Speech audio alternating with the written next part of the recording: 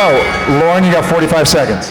All right, raise a hand in the room. How many of you have had your groceries delivered to your front doorstep recently? All right, how many of you also stayed home from the theater and streamed a movie from the comfort of your own home?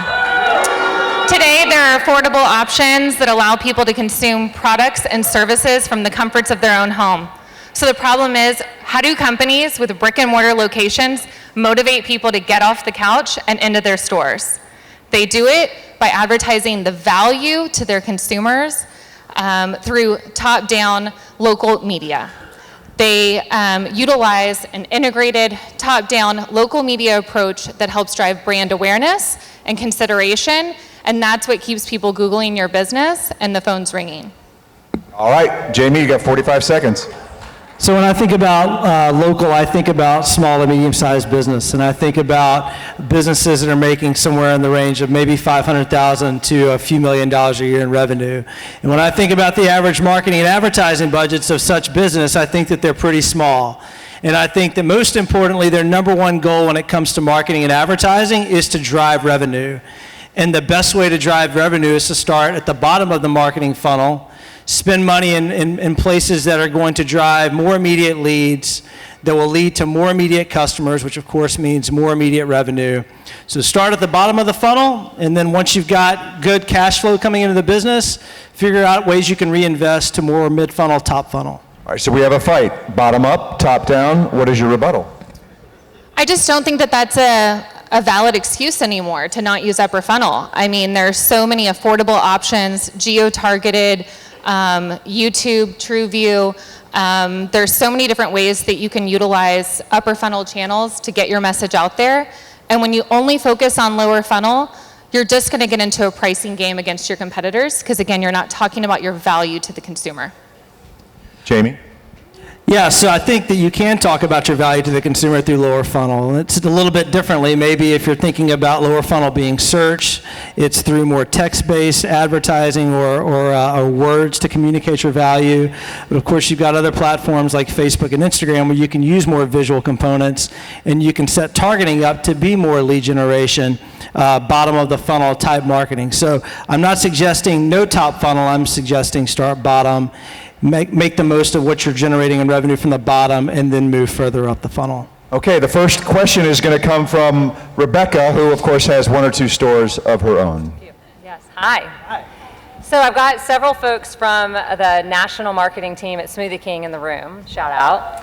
And unfortunately, we don't have any of the field marketing team here to represent, but I think they would even admit that the tension between top down and bottom up is real, especially on the brand side. And so for Smoothie King in particular, we started with 1 store in Louisiana in 1973, and we've grown to over 1,100 stores globally. So I'm curious to kind of get your thoughts on how the local store marketing approach should evolve as a brand grows.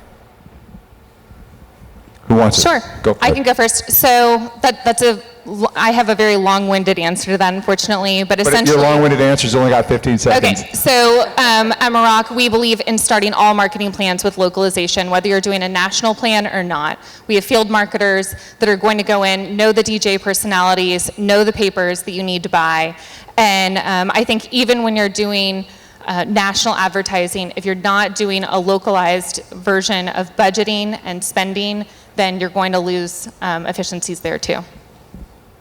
Jamie?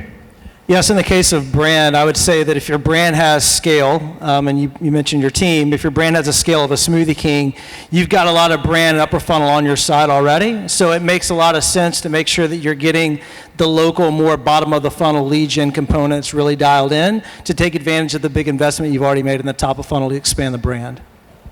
Who else has a question? I have a question. Yes, ma'am. So in a world where you don't have 1,100 units and you have maybe 44 amazing main event centers that generate an incredible experience and an emotional connection with consumers, but that's details. How do you think about driving community engagement at the same time as building a brand that is very growth oriented, but that's kind of newly on the map? Yeah, so I think in a situation like that, thinking about community engagement, it's not just about the media placement. It's actually about talking to your store owners or your managers, whatever the case may be. I'm not quite sure what the model is, but talking to them about the importance of how to engage in community in digital platforms like Instagram, Facebook, of course the more traditional methods like maybe local community sponsorships and things of that nature. But I think it's a combination of execution at the brand level and also educating the actual operators to do some of those things as well. Lauren.